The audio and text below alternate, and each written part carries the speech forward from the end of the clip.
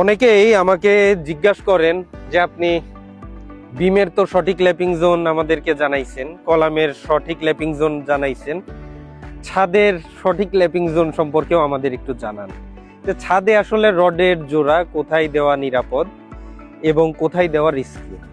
তো ভাবলাম আজকে এই ব্যাপারটিও আপনাদের সাথে শেয়ার করি যে রডের জোড়া ছাদে কোথায় দেওয়া যাবে, কোথায় দেওয়া যাবে না।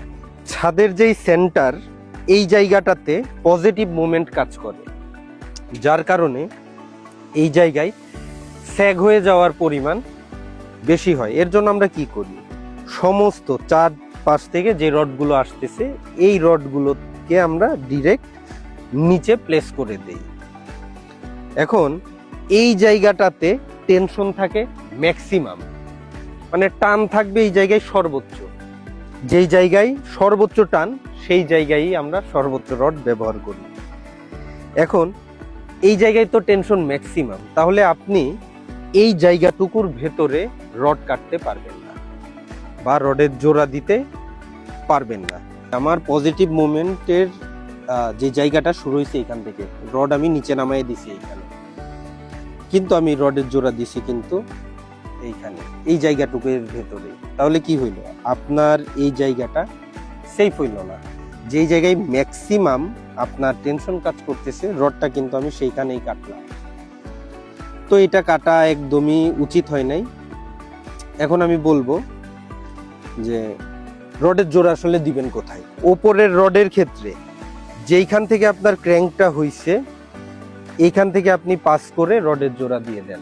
যদি 24 ইঞ্চি রডের জোড়া হয় তাহলে আপনি এই ক্র্যাঙ্কের ওপর থেকে এইখানে 24 ইঞ্চিতে ল্যাপিং দিয়ে দেন, কোনো সমস্যা নাই। কিন্তু আপনি এই পুকুর যেটা, যেখানে সর্বোচ্চ টেনশন, এই পুকুরের ভেতরে আপনি রডের জোড়া দিতে পারবেন না। এটা তো গেল উপরের রডের ক্ষেত্রে। এইবার বলি নিচের রডের ক্ষেত্রে আপনি রডের জোড়া কোথায় দিবেন।